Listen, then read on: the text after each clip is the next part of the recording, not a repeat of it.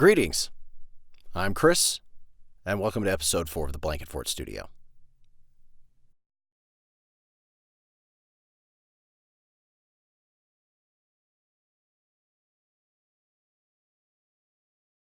So today I just wanted to give a really quick overview of the difference between a condenser mic and a dynamic mic. You've seen these type of mics before. This, really quick, I'm just going to move this up. You might hear a little creaking, you might not. It's actually a pretty quiet mic, but if I bang it around a little bit or if I move it around, you might hear some noise. This is a Rode NT1 microphone. It is it's a condenser mic. It's a pretty good condenser mic, especially for the price. A Rode NT1 costs right about $250, anywhere from the neighborhood of $250 to $300. And it's a great condenser mic. It is a great beginner's mic for voiceover.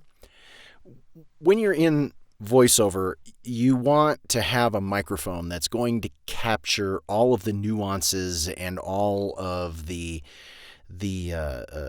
variations in voice. You want it to capture all of the quiet moments and the loud moments, and you want it to sound crisp and clear. And that's what a condenser mic does. A condenser mic is an amazing mic. The other type of mic you can use in voiceover, although not as recommended, is the dynamic microphone. And a dynamic microphone, there are lots and lots of styles out there. My particular preference for dynamic microphones is the Shure SM58. Really quick, what I want to do is I want to take a look at how these microphones operate and why they're so sensitive. So let me go ahead and do that for you. So the short version of how condenser and dynamic mics work is this. A condenser mic is nothing more than a large capacitor, an electronic component that stores energy as an electrostatic field. In order for them to work, a condenser mic must be powered through the XLR cable with phantom power, either from a battery or other power source. Being powered causes the microphone to be very sensitive, making it easier to pick up sounds in the room. The microphone has two plates made of light metal that acts as a diaphragm. When sound waves strike the front plate, it vibrates, changing the distance between the two plates, changing the amount of charge between the plates. This change is then interpreted as an analog audio signal. In a dynamic mic, there is a coil wrapped around a magnet. In front of that magnet, at the business end of the microphone, is a diaphragm. Sound waves strike the diaphragm, causing the coil to vibrate. The movement of the coil causes a magnetic current which is sent out of the microphone as an analog signal. Because the mic is not powered, a dynamic mic isn't nearly as sensitive as a condenser mic.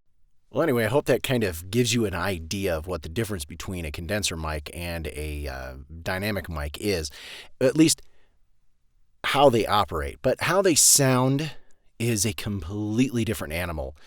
I can show you all the diagrams and all the pictures and all the animations that in the world, but without actually hearing the difference between the two microphones, you're not really getting the full picture.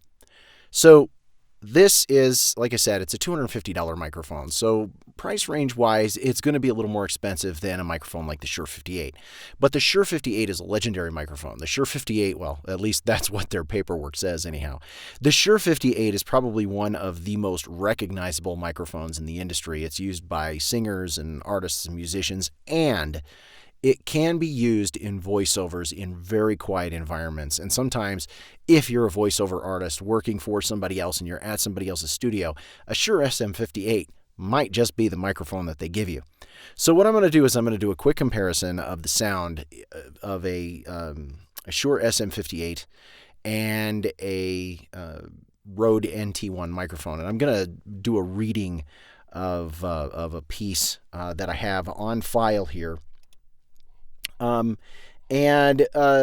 just going to kind of alternate between the two pieces so that you can kind of get a real idea of what the difference between a microphone like this and something like a dynamic microphone is, so that you can understand why, if you're in voiceover, the preferred method of the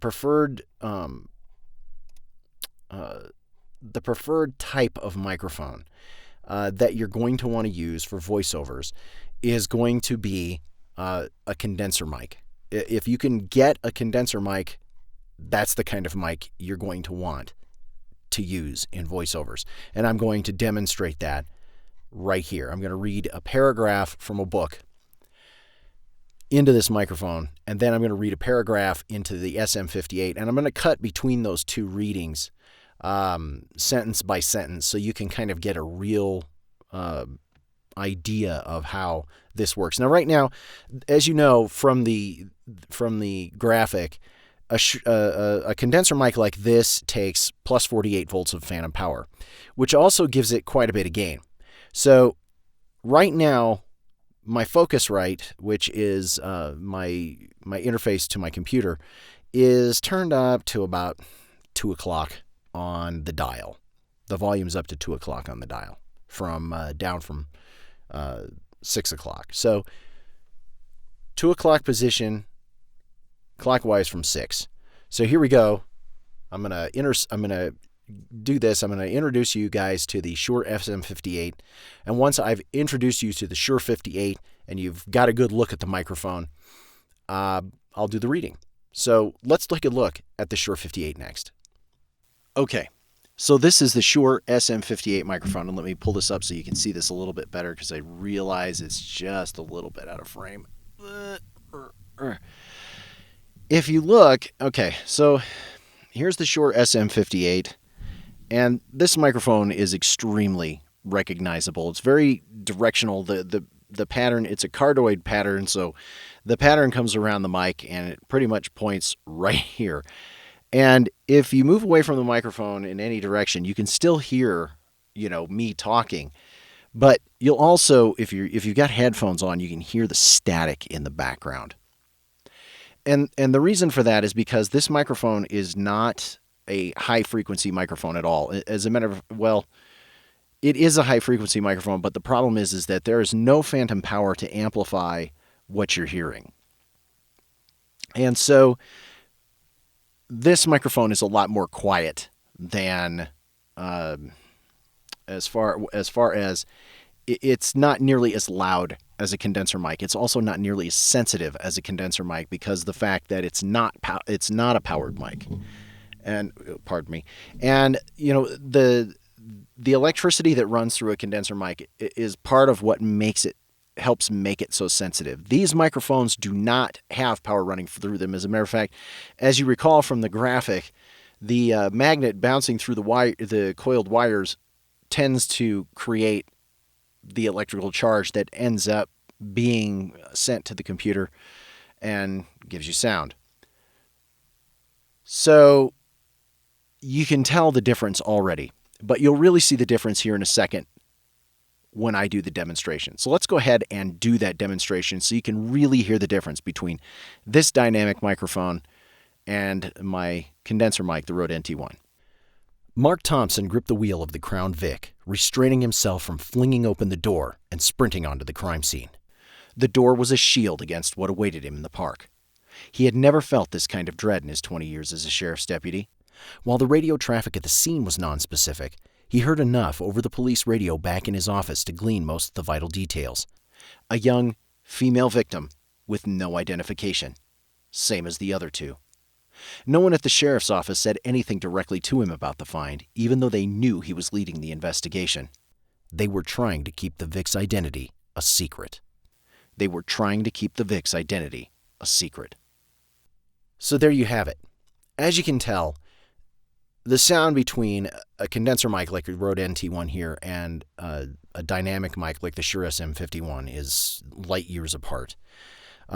There's an audible hiss on the mic with the SM51, and that's partially because the volume's turned all the way up just to match the volume levels on this microphone.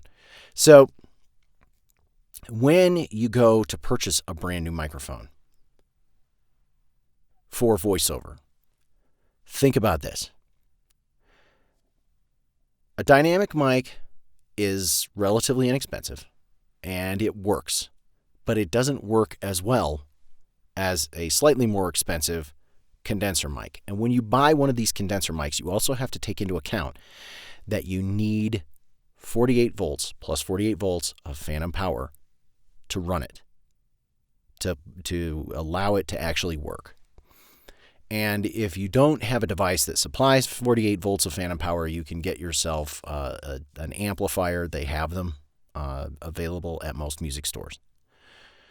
So I hope this has been informative. I hope this has helped you decide what kind of microphone that you want to buy to do voiceovers with.